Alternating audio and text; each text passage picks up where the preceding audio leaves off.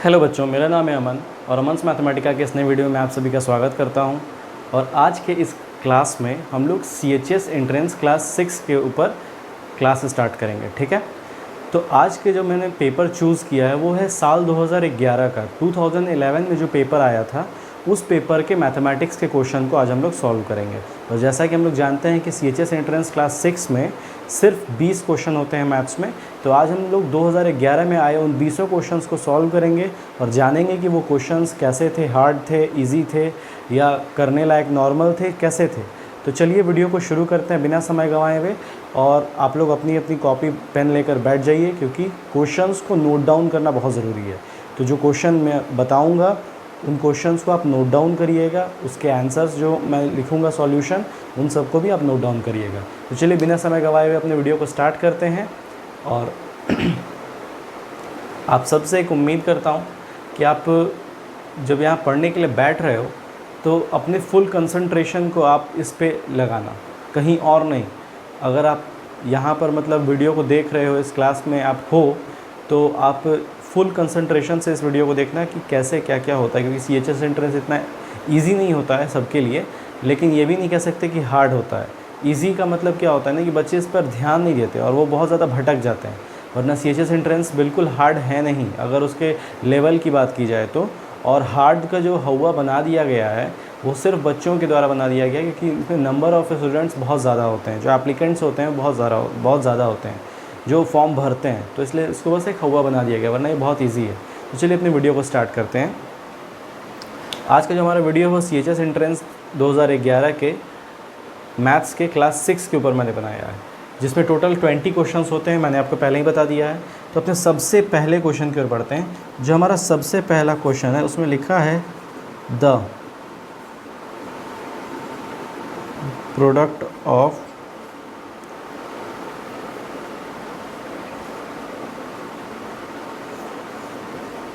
इसका प्रोडक्ट मतलब क्या होता है? मल्टीप्लाई। हमेशा याद रखिएगा कि मैथमेटिक्स में जब प्रोडक्ट वर्ड का यूज़ आएगा तो मल्टीप्लाई, मतलब हमको इसको मल्टीप्लाई करना है। तो चलिए जल्दी से मल्टीप्लाई करते हैं। 1 0 0 0 1 0 0 1 0 0 1 1 1 0 0 0 0। ये हो गया मल्टीप्लाई। ठीक है, बस ये याद रखिएगा कि ये सब जो करने का आपका वो रहेगा, स्पीड रहेगा, तो बहुत जल्दी आपको करना है क्योंकि आपको यहाँ पर समय नहीं देना है किसी भी चीज़ में। ठीक है, तो इसका आंसर जो है वो हमारा आ गया कितना? 7010। ये हमारे पहले क्वेश्चन का आंसर हो गया। अब अपने दूसरे क्वेश्चन की ओर चलते हैं। हमारा जो दूसरा क्वेश्चन है वो है, मैं इसको इरेज करके पूरे बोर्ड पे आपको लिख के दिखाता हूँ ताकि आपको साफ साफ दिखे।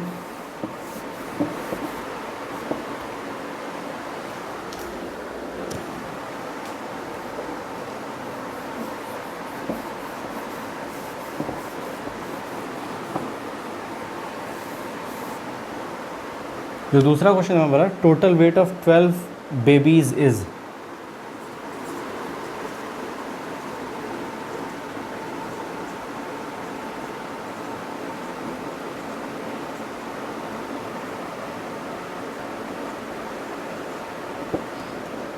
There average weight will be.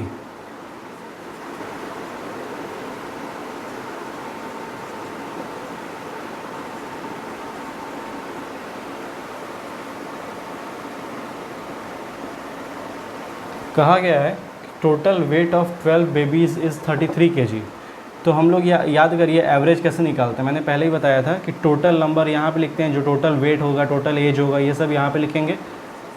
अगर यहाँ तो दे दिया गया है, नहीं दिया रहेगा तो जितने भी वेट होते हैं सबको प्लस करते हैं। ठीक है, और उसके बाद बोला 12, तो कितने बच्चों का निकाला जा रहा है वो नीचे लिखेंगे। अब उसका पूछा है एवरेज वेट, तो इन दोनों को सॉल्व कर देंगे, हमारा आंसर आ जाएगा 33 लिखा था ना इसमें,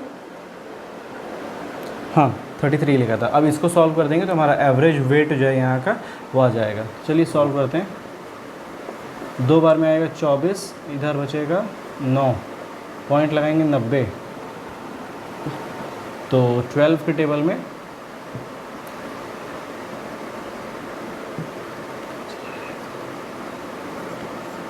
ये हो गया 7 बार में।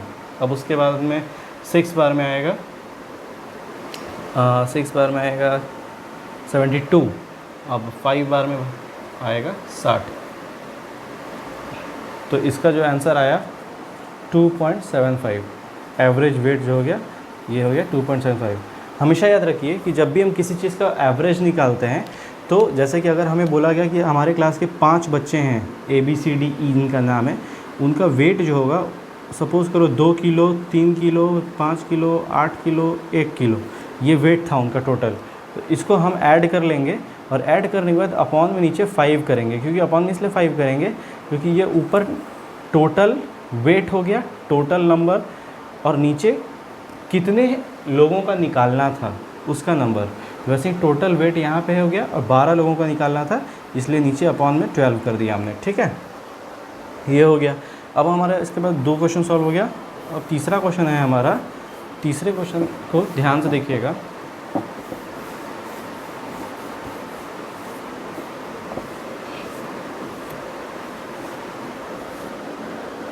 तीसरा है राकेश बोरोड ₹60,000। मैं इसको अभी मैं इस पेपर के PDF को डालूँगा, आप लोग आराम से देख सकते हैं उस PDF को, ठीक है। लेकिन मैं यहाँ पर आपको ऐसे ही बता दे रहा हूँ कि राकेश नाम का एक लड़का है, उसने बोरो किया है 60,000 रुपये, मतलब उधार लिया है। तो वो हो गया हमारा प्रिंसिपल, ठीक है। उसके बाद उसने कितने के रेट से लिया है, ये बोला गया 22% के। टाइम कितना उसने लिया है, कितने टाइम में उसको देना है, 2 होलसम 1/2, 3.5 साल में देना है उसको। और हमें निकालना क्या है कि उसको कितना पैसा 3.5 साल के बाद पे करना है। तो जैसा कि हम लोग सिंपल इंटरेस्ट के बारे में पढ़ रखे हैं पहले, SI के बारे में, सिंपल इंटरेस्ट का मतलब होता है कि कितना, जैसे कोई अगर आदमी, आप किसी से पैसा ले रहे हो, सपोज़ करो कि आप किसी से 50 रुपये ले रहे हो, उसको आप 1 साल के बाद वापस कर रहे हो, और 1 साल तक आपने उसका 50 रुपये अपने पास रखा रहा। और अगर आप उस पैसे को अपने पास रखे रहते हो तो उससे उस आदमी का कोई फ़ायदा तो हुआ नहीं, आप ही का फ़ायदा हुआ जो काम आपने किया। तो उस केस में उस आदमी को जब आप 1 साल बाद 50 रुपये वापस करोगे, तो भाई ऑब्वियस सी बात है कि वो आदमी भी तो आपसे बोलेगा ना कि भाई सिर्फ 50 रुपये ही क्यों वापस कर रहे हो, कुछ एक्स्ट्रा भी वापस करो, मतलब कुछ और पैसा भी दो, जिससे कि मुझे फील हो, उसको लगे कि हाँ तुम उसका पैसा जब हम लोग अपने पास रखे रहे तो कुछ उसको भी फ़ायदा हुआ रखने का। 1 साल तक उसका पैसा तुम अपने पास अगर रख रहे हो तो उसको कुछ तो तुम पैसा दोगे ना एक्स्ट्रा बढ़ा के। तो सपोज़ करो तुमने उसको 5 रुपये एक्स्ट्रा दिया, तो यही चीज़ जो है हमारा कहलाता है इंटरेस्ट, सिंपल इंटरेस्ट इसी को कहते हैं। कि हम ये चीज़ कहलाता है हमारा प्रिंसिपल अमाउंट, कि जितना पैसा हमने लिया था उस पर हमने जो कुछ पैसे को ऐड करके दिया वो हमारा कहलाता है सिंपल इंटरेस्ट। तो ये हो गया हमारा प्रिंसिपल अमाउंट और ये हो गया हमारा इंटरेस्ट, जो इंटरेस्ट हमने उसको एक्स्ट्रा पैसा करके दिया। तो वही चीज़ पहले हम लोग को यहाँ निकाल लेना है कि इंटरेस्ट कितना है। इंटरेस्ट जब निकल जाएगा तब उसको प्रिंसिपल अमाउंट में अगर हम लोग जोड़ देंगे तो हमको पता चल जाएगा कि अंतिम में उसको कितना पैसा देना है। सबसे पहले हम इंटरेस्ट निकालते हैं, जल्दी निकालेंगे। इंटरेस्ट का फॉर्मूला क्या होता है, SI = PRT/100। याद रखिएगा, भूलिएगा नहीं, फार्मूलाज याद करते चलिए। और ये जो है 7/2 हो गया ईयर, तो यहाँ 7 कर दो, नीचे कर दो 2, कटा है 11, इससे किए 66, 100 × 7।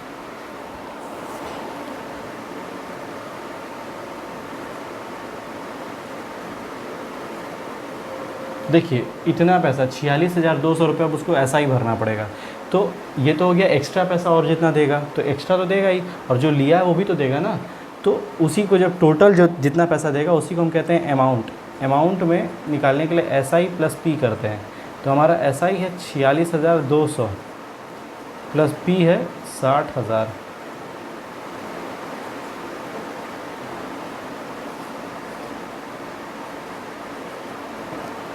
$1,06,200 ये आ गया हमारा कि इतना पैसा वो साल के अंतिम में देगा। और यही हमारा आंसर है, यही हमारा आंसर है कि साल के 3.5 साल के बाद वो जो पैसा लौटाएगा, तो इतना पैसा तो उसने जो लिया था वो लौटाएगा, और इतना जो है इंटरेस्ट लगा के देगा। ये इंटरेस्ट जो है वो इतना पैसा इंटरेस्ट लगा के उसको एक्स्ट्रा करके देगा, तब वो कहलाएगा अमाउंट। जो सिंपल सी बात है। देखो आप, मैं एक बार फिर से समझा देता हूँ आपको थोड़ा सा ज़्यादा समझने के लिए कॉन्सेप्ट को, कि अगर आपको नहीं समझ में आ रहा है तो देखो, सपोज़ करो कि आप ए नाम का एक आदमी है और एक बी नाम का आदमी है। ए ने बी को 100 रुपये दिए 1 साल के लिए, 2 साल के लिए। अब 100 रुपये बी जो है 2 साल तक अपने पास रखा। अब जब रखा, अपने पास पैसा उसने रखा, तो सोचो उसका तो 100 रुपये का जितना भी काम था वो सारा होता गया, पर उससे ए को क्या फ़ायदा हुआ? ए ने तो जो पैसा दिया 2 साल के बाद वही अगर 100 रुपये उसको लौटा देगा तो फिर ए का फ़ायदा क्या हुआ? कुछ तो नहीं हुआ। उसका पैसा बस कहीं और जाके रखा हुआ था, फिर उसके पास उतना ही पैसा वापस लौट के आया। तो उसलिए ए जो है अपना फ़ायदा कमाने के लिए उससे बोलेगा कि मुझे 100 रुपये तो देना ही, साथ में मुझे कुछ एक्स्ट्रा पैसा भी देना, जैसे 10 रुपये दे देना, 20 रुपये दे देना। तो हालांकि ये सब परसेंटेज पे डिपेंड करता है, कितने परसेंट पे वो पैसा मांगता है। तो उसने बोला इतना रुपया मुझे एक्स्ट्रा देना। यही चीज़ हमारा कहलाता है इंटरेस्ट, और ये चीज़ कहलाता है हमारा प्रिंसिपल, कि जो लिया था वो तो लौटाएंगे ही, प्लस जो इंटरेस्ट है वो भी लौटाएंगे उसको, ताकि उसको उसका फ़ायदा भी हो। ठीक है, ये हो गया। अब चलते हैं अपने चौथे क्वेश्चन की, और हमारा चौथा क्वेश्चन है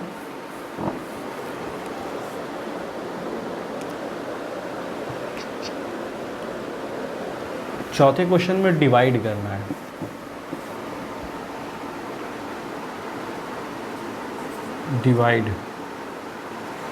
डिवाइड क्या करना है भाई? पहले इसको इम्प्रॉपर में चेंज किया जाए। ये मिक्स्ड फ्रैक्शन में है इस समय। ये वाला जो है 14 1 14 25/14। अब यहाँ पे कुछ नहीं है तो नीचे में हम अपॉन 1 लिख सकते हैं। ठीक है, अब हम सभी लोगों को पता है कि फ्रैक्शन में डिवाइड नहीं होता है, मैंने कई बार पढ़ाया है। तो उस केस में क्या करते हैं, फ्रैक्शन में जब डिवाइड का साइन आ जाता है तो उसके राइट साइड वाले का रेसिप्रोकल कर देते हैं, राइट साइड वाले का रेसिप्रोकल कर देते हैं, और उसके बाद सॉल्व कर देते हैं।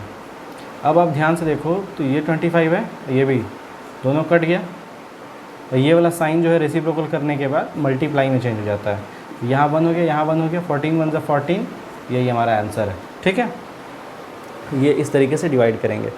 आप पॉज कर लो वीडियो को, पॉज करके नोट डाउन करो, फिर से रिज्यूम करके फिर से प्ले कर दो। ठीक है, आराम से आप समझो, कोई भागने की ज़रूरत नहीं है इसमें।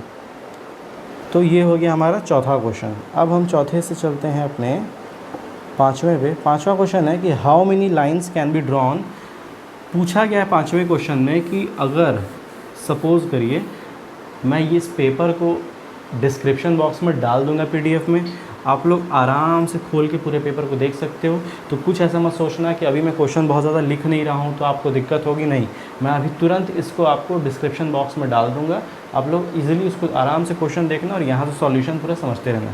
पाँचवा क्वेश्चन कहा गया है कि 2 डॉट्स हैं। ठीक है, 2 डॉट्स से जो गुज़रने वाली रेखा है, लाइन है, वो जो है वो कितनी लाइन्स 2 डॉट से गुज़र सकती है। तो अगर हम ध्यान दें तो इससे सिर्फ जो दोनों को टच करे, एक ऐसा लाइन होना चाहिए जो दोनों डॉट को टच करे।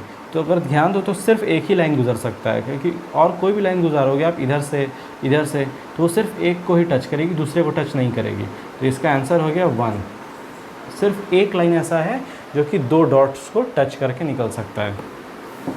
ठीक है, अगला क्वेश्चन है, मैं क्वेश्चन पढ़ दे रहा हूँ एक बार, कि cost of 4 dozen of banana is ₹60। 4 dozen of banana का दाम कितना है? 60 रुपीज़ सॉरी। 4 डजन मतलब कितना हो गया? 48 का दाम हो गया 60 रुपीज़। ठीक है, अगर मैं आपसे पूछूं कि नंबर ऑफ बनाना इन 1 रुपी,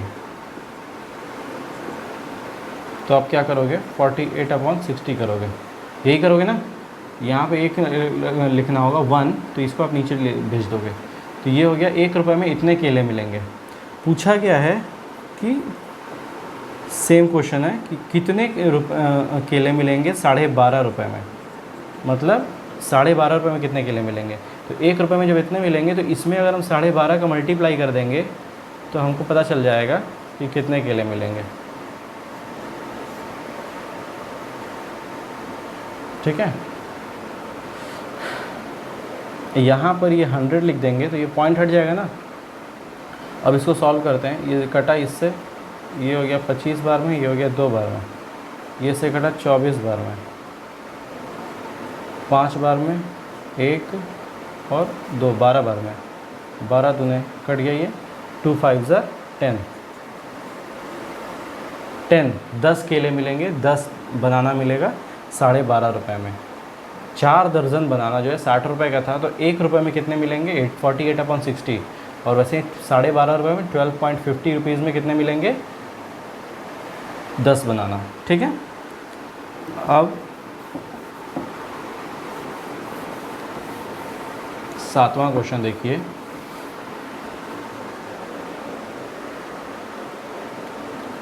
कहा गया है एक ट्राइंगल्स होता है ना, ट्राइंगल होता है ना एक, तो ट्राइंगल में 3 एंगल होते हैं, सबको पता है। कहा गया है कि इस ट्राइंगल के कोई 2 जो एंगल हैं, कोई भी 2, वो जो है कॉम्प्लीमेंट्री हैं। कॉम्प्लीमेंट्री क्या होता है, जब 2 एंगल का सम जो है वो 90 डिग्री होता है तो उसको कॉम्प्लीमेंट्री कहते हैं। ठीक है, तो 2 एंगल जो है वो कॉम्प्लीमेंट्री हैं। तो बताइए तीसरा एंगल कितना होगा, थर्ड एंगल बताना है, थर्ड एंगल कितना होगा। तो ऑब्वियस सी बात है, देखिए सबसे पहले तो ये जान लीजिए कि मान लीजिए इसका नाम है ए, इसका बी, इसका सी। एंगल ए और एंगल बी को ही मान लेते हैं कि अगर वो कॉम्प्लीमेंट्री है मतलब 90 डिग्री है, तो angle A plus angle B plus angle C is equals to 180 degree होता है। ये तो हम लोग पता ही है कि एंगल ए बी सी को जोड़ेंगे तो 180 डिग्री होता है। ट्राइंगल के इंटीरियर एंगल्स का सम जो होता है 180 डिग्री होता है। तो अब हमको पता है कि ए और बी जो 90 है, तो उसको यहाँ लिख देते हैं 90। एंगल सी फाइंड आउट करने के लिए हमको ये सब करना है। अब इस 90 को उधर ट्रांसपोज कर दोगे आप, तो 180 डिग्री माइनस 90 डिग्री हो जाएगा। ये उधर जाएगा तो माइनस 90 डिग्री हो जाएगा। तो ये देखो ये 90 डिग्री हो गया, एंगल सी कितना हो गया 90 डिग्री हो गया। तो हमको पता चल गया कि हमारा थर्ड एंगल जो था, ये वाला एंगल जो था वो कितना था 90 डिग्री था। ठीक है, अगला क्वेश्चन जो है हमारा 8वां,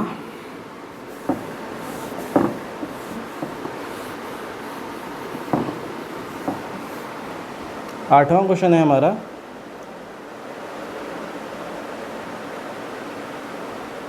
सिंप्लीफाई करना है।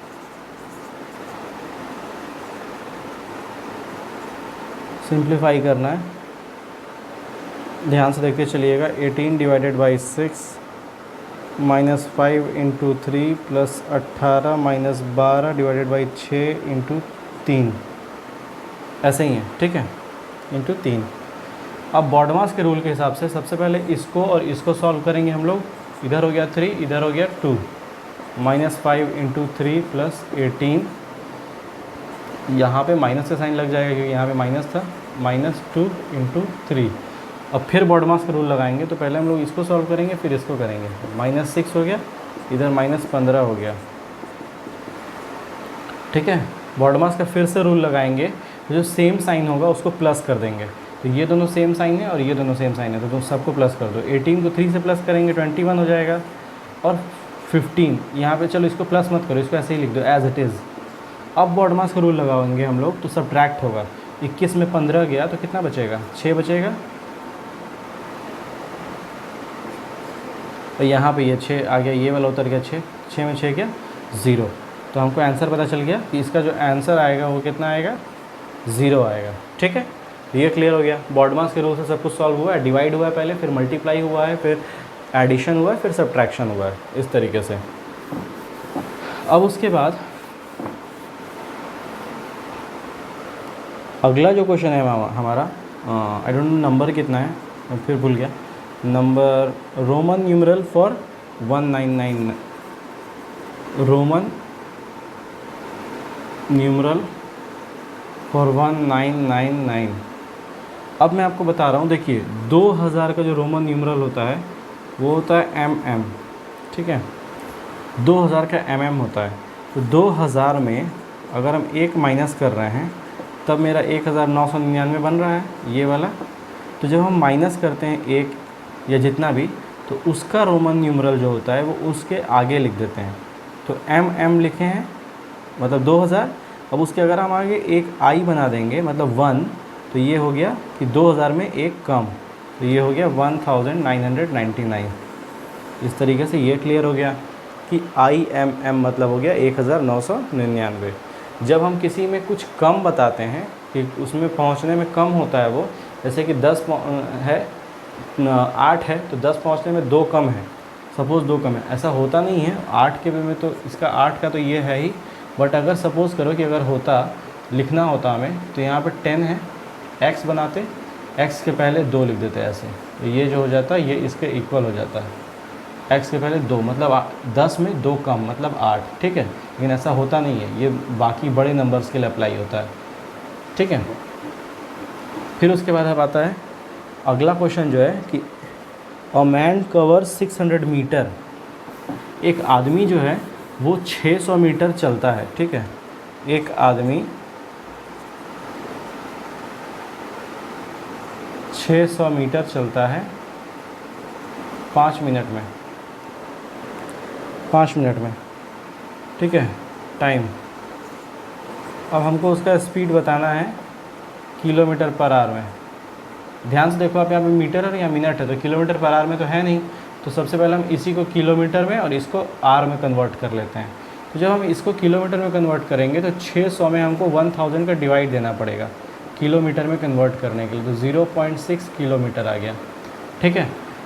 फिर 5 मिनट को भी हमको देना पड़ेगा 60 से डिवाइड, 1/12 आर, ये हो गया। अब हमको स्पीड निकालना है, तो स्पीड का फार्मूला क्या होता है, डिस्टेंस अपॉन टाइम। तो डिस्टेंस कितना है हमारा 0.6 किलोमीटर है, डिवाइडेड बाई, अपॉन का मतलब डिवाइडेड बाई होता है 1/12 आर। अब 0.6 को हम लोग 6/10 भी तो लिख सकते हैं ना, 6/10 डिवाइडेड बाई 1/12, ठीक है। अब ये इसको आप वो कर लो, डिवाइड करना है ना, तो इसको ऊपर भेज दो आप, 6 × 12, यहाँ पर नीचे हो गया 10 और ये हो गया 1, ये हो गया 72, 72/10, 72/10, 7.2। तो इसका आंसर आ गया कितना, 7.2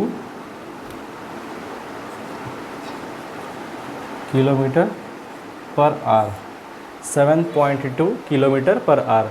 इसको एक बार आप लोग ध्यान से देख लीजिए, नोट डाउन कर लीजिए अपनी अपनी कॉपी पे।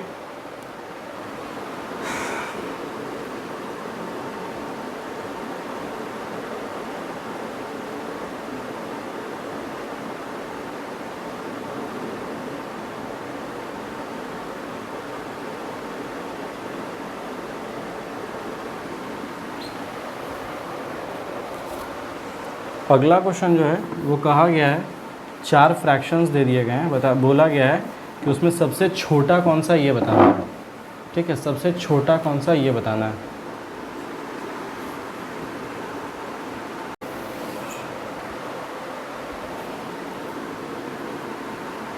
तो देखिए हम लोग क्वेश्चन लिखते हैं, which of the following fraction is the smallest. कहा गया है कि नीचे 4 फ्रैक्शंस दिए गए हैं, इसमें सबसे छोटा कौन सा है, 4/5, अगला है 5/6। तो देखिए सबसे पहला एक मेथड आप कर सकते हैं जो कि मैं हमेशा से बताता आता हूँ, कि इसका एलसीएम निकाल के सबके डिनोमिनेटर को एलसीएम के इक्वल करके इक्विवेलेंट फ्रैक्शन में चेंज कर सकते हैं, ये एक हो गया। दूसरा हम एक एकदम सबसे छोटा काम कर सकते हैं, इस समय जो जल्दी हो सकता है, इसको हम डिवाइड कर सकते हैं, और डिवाइड करके हमको पता चल जाएगा सबसे बड़ा कौन सा है, सबसे छोटा कौन सा है। हमसे पूछा गया सबसे छोटा कौन सा है चारों में, तो इसको हम डिवाइड कर लेते हैं, रफ में डिवाइड करिएगा, जल्दी जल्दी हो जाएगा। 7 बार में 28 आया 5, तो मतलब इसका आंसर आया 0.75, ठीक है। जल्दी जल्दी वो करेंगे, इसका आएगा 0.7, ठीक है, इसका आएगा 0.7। अब ये है 40,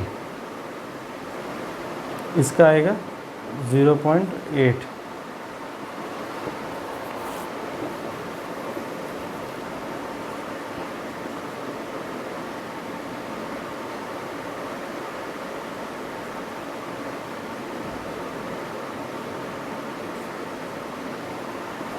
.83।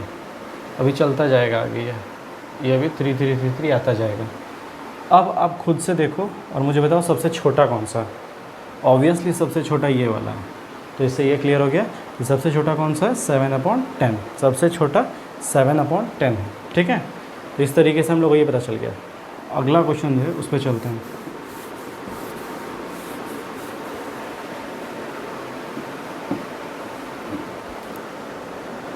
अगला है right the greatest number that can be formed by, कहा गया 7, 4, 5 एंड 3, इससे मिलने से जो ग्रेटेस्ट नंबर बनेगा वो लिखना है। तो जब डिजिट्स दिए जाते हैं और उससे हमको ग्रेटेस्ट या स्मॉलेस्ट नंबर बनाना होता है, तो ग्रेटेस्ट बनाने के लिए सीधी सी बात है कि उस डिजिट्स को हम डिसेंडिंग ऑर्डर में लिख देते हैं। तो इसको डिसेंडिंग ऑर्डर में लिखिए। सबसे बड़ा 7 है, फिर 5 है, फिर 4 है, फिर 3 है। यही आंसर है हमारा, ठीक है। देखो कितना इजी आता है क्लास 6 में। इसलिए मैं आपसे सबसे कहता हूँ कि क्लास 6 का एंट्रेंस निकालना बहुत आसान होता है। तो अगर आप थोड़ा सा भी अगर अपने कंसंट्रेशन पावर को बढ़ा लो और थोड़ा सा ध्यान लगाओ अपनी पढ़ाई पे, तो आपके लिए बहुत आसान हो जाता है क्लास 6 से सीजीएस एंट्रेंस को निकालना। इसलिए बहुत ज़्यादा घबराने वाली बात नहीं है इसमें। फिर इसके बाद अगला क्वेश्चन है,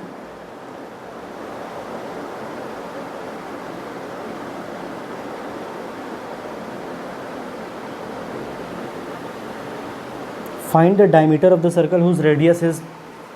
एक सर्कल है, उसका रेडियस दिया गया है, ठीक है। अब हमको उसका डायमीटर पता करना है। तो ये हम सारे लोग जानते हैं कि सर्कल है, उसका रेडियस होता है, तो उसका रेडियस का डबल जो है उसका डायमीटर होता है।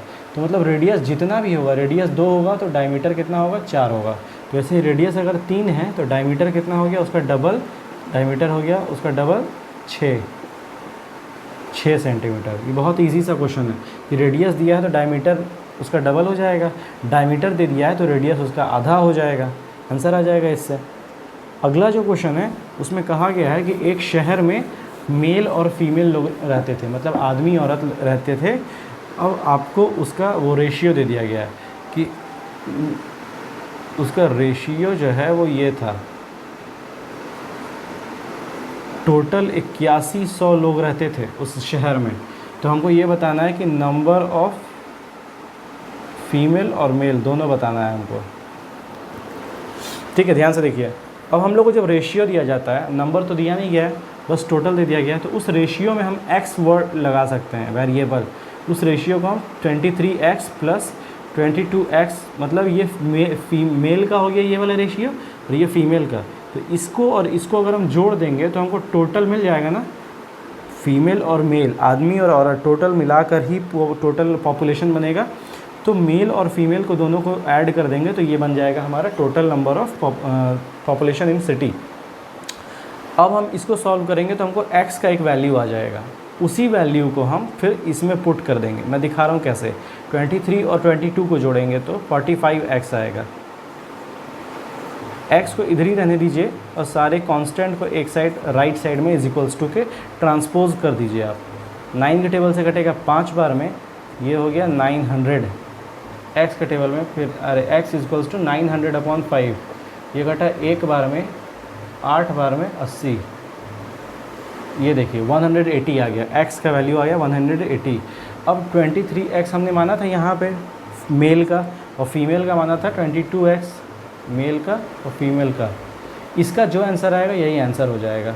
23 में अगर हम 180 का मल्टीप्लाई करेंगे तो एक आंसर आएगा, 22 में भी 180 का मल्टीप्लाई करेंगे तो एक आंसर आएगा। तो देख लेते हैं क्या आंसर आ रहा है।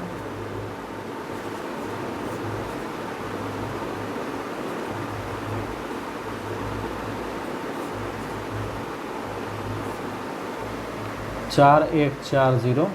अब वैसे ही 22 का करते हैं।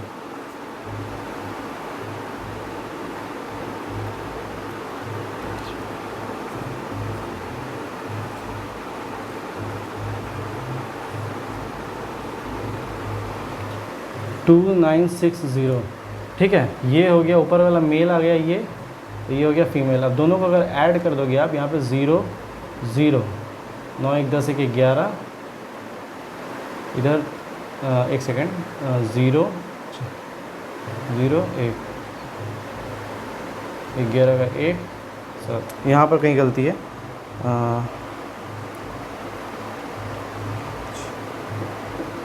यहाँ पे 3 होगा, हाँ यहाँ पर 3 होगा, यहाँ पर ये 3 हो जाएगा, तो यहाँ पर ये हो गया 8, 8100। ठीक है, इस तरीके से ये क्लियर हो गया कि जब हमको किसी का रेशियो दिया गया है मेल और फीमेल का, और उसका हमको निकालना है, जब रेशियो दे दिया गया है हमको और उसका हमको निकालना है, तो रेशियो को हम लिख लेंगे ऐसे, टोटल नंबर ऑफ़ दे दिया गया है, नंबर ऑफ़ फीमेल और नंबर ऑफ़ मेल हमको निकालना था। ठीक है, तो हमने उस रेशियो को क्या किया कि उस रेशियो को x ले लिया और इसको फीमेल का भी x ले लिया, मतलब 23x और 22x को अगर हम ऐड करते हैं तो हमें टोटल पॉपुलेशन पता चल जाएगा। उसके अकॉर्डिंग हम x की वैल्यू निकाल लेंगे, निकालने के बाद x की वैल्यू को हम मेल और फीमेल के उसमें पुट कर देंगे जो हम माने थे। 23x हमने माना था मेल का, 22x माना था फीमेल का, अब उसी में सॉल्व कर दिया। 23x मतलब 23 इंटू एक्स का वैल्यू जो होगा यहाँ पे पुट करके सॉल्व कर दिया, आंसर आ गया हमारा। ठीक है, इस तरीके से हो गया। इसको जल्दी से आप लोग उतार लीजिए अपनी कॉपी में।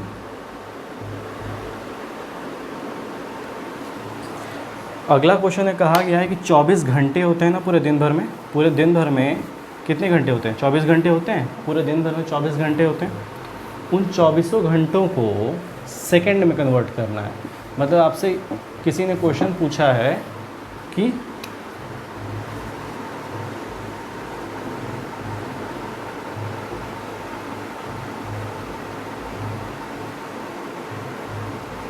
सेकंड, तो 1 घंटे को सेकंड में कन्वर्ट करने के लिए हम क्या करते हैं?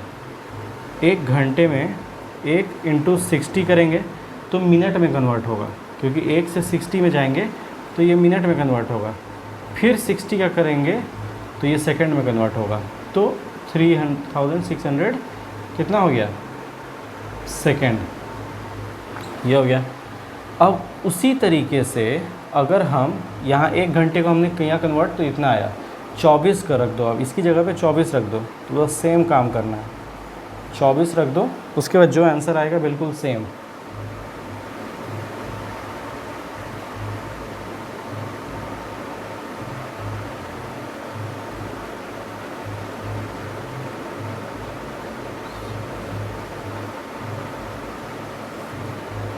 छियासी 400 सेकेंड। ठीक है, ये हो गया हमारा। एक दिन में टोटल इतना सेकंड होता है, एक दिन में, एक पूरे होल डे में 24 घंटे होते हैं। कहा गया था 24 घंटों को सेकंड में कन्वर्ट करने के लिए। तो जब हम आर से सेकंड में जाते हैं, कितना भी आर दिया रहेगा और कहा जाएगा सेकंड में कन्वर्ट करिए, तो उसमें 2 बार 60 का मल्टीप्लाई कर देते हैं तो अपने आप सेकंड में चले जाते हैं। और अगर आर से मिनट में कहा जाएगा जाने के लिए तो उसमें 1 बार 60 का मल्टीप्लाई कर देंगे तो मिनट में चला जाएगा। इस तरीके से ये हमारा आंसर आ गया। ठीक है, अगला क्वेश्चन है, सब्ट्रैक्शन करना है अगला।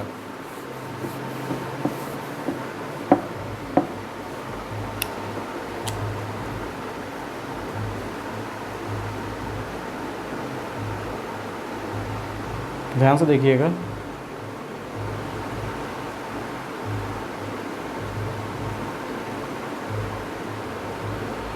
फ्रॉम लग गया, मतलब ये जो बाद वाला है वो उठ के पहले आ जाएगा और जो पहले वाला है वो नीचे चला जाएगा और फिर माइनस का साइन लग के माइनस हो जाएगा। 7 में 3 गया 4, 10 में 4 गया 6, 10 में 1 गया 9 और इधर हो गया 0, 0.964। ये आंसर आ गया इसका। ठीक है, 0.964। ठीक है, अगला क्वेश्चन जो है इसके बाद का, उसमें कहा गया है कि which of the following is prime number.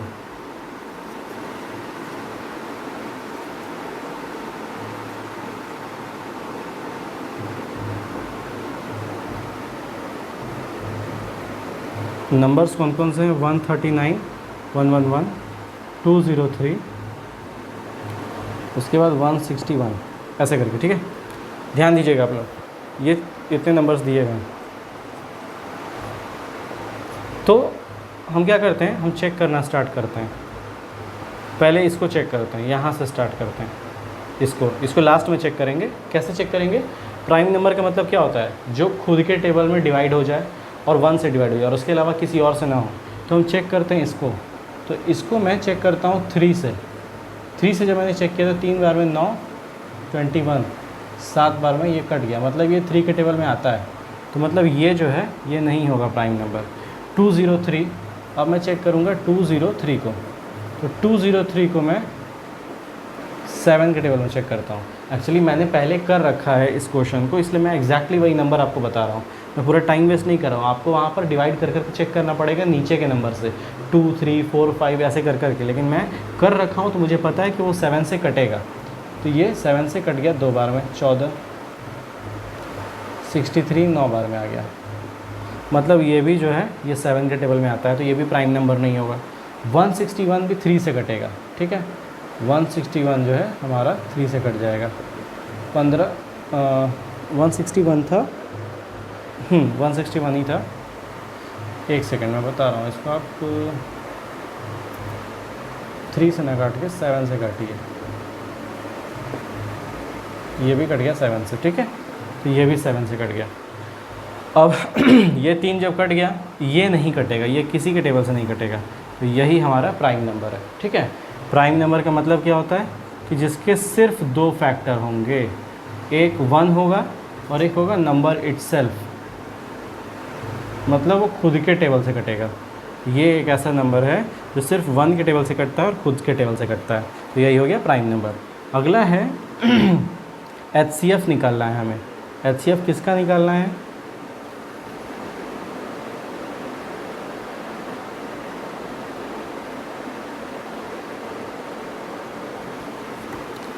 HCF निकालना है 2 कॉन्जिक्यूटिव ऑड नंबर का।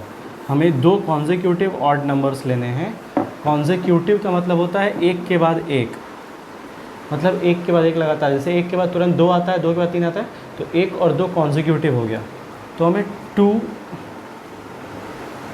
कॉन्जिक्यूटिव नंबर का HCF लेना है। HCF of 2 consecutive number, 2 consecutive odd number, odd होना चाहिए दोनों। तो कोई भी 2 कॉन्जिक्यूटिव ऑड नंबर लीजिए। तो मैं लेता हूँ 3 और 5। 3 और 5 का हम HCF निकालते हैं प्राइम फैक्टराइजेशन से।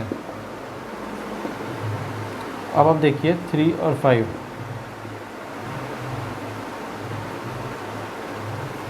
HCF क्या आ रहा है? 1। HCF क्या आ रहा है? 1। तो मतलब किसी भी 2 कॉन्जिक्यूटिव ऑड नंबर का हम HCF लेंगे, किसी भी लेंगे। सपोज़ करिए आप 17 19 का ले रहे हो, 35 37 का ले रहे हो, किसी का भी आप लेते हो तो आपका यही आंसर आएगा, 1 आएगा, ठीक है। अब उसके बाद अगला क्वेश्चन है हमारा मल्टीप्लाई करना है। मल्टीप्लाई फ्रैक्शनल मल्टीप्लिकेशन है, तो ध्यान दीजिएगा, बहुत आसान होता है। न्यूमरेटर को न्यूमरेटर से मल्टीप्लाई करते हैं, डिनोमिनेटर को डिनोमिनेटर से करते हैं। 1 होलसम 13/15 ऐसे। तो इसको भी इम्प्रॉपर में चेंज कर लीजिए, ये मिक्स में है अभी। 15 1 ज़ा 15, 15 + 13 28/15, 5/7। अब ये मल्टीप्लाई तो सीधे सीधे होता है, पर अगर चेक कर लेते हैं कि पहले कहीं कट रहा है कि नहीं, कोई भी क्रॉस में ऊपर नीचे करके कहीं भी तो कट रहा है। 5 के टेबल में ये भी आता है, 5 के टेबल में ये भी आता है, 3 बार में आता है, ये 1 बार में आता है, ये और ये भी आता है, ये 4 बार में आता है 7 के टेबल में, ये 1 बार में आता है।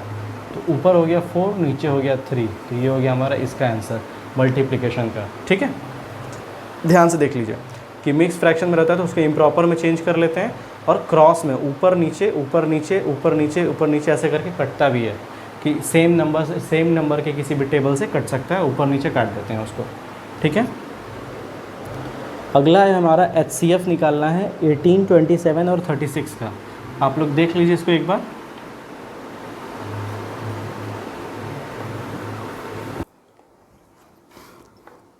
तो चलिए अपने अब लास्ट क्वेश्चन देख लेते हैं।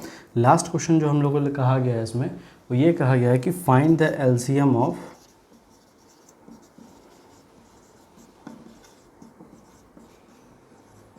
हमें इन तीनों का LCM फाइंड आउट करना है। तो इसके लिए सबसे पहले प्राइम फैक्टराइजेशन मेथड ले लेते हैं, डिवीज़न मेथड ले लेते हैं। 9 बार में ये 36 जाएगा, 18 बार में 27 रहेगा। अब ये देखिए ये भी 9 बार में क्या, 9 27 3 के टेबल से कटेगा। 9 बार में, 3 बार में, 3 बार में, 3 बार में 1 1 3, 3 बार में 1 1 1। इस तरीके से अब LCM जो है इसका क्या आएगा, 2 × 2 × 3 × 3 × 3, 2 दूनी के 4,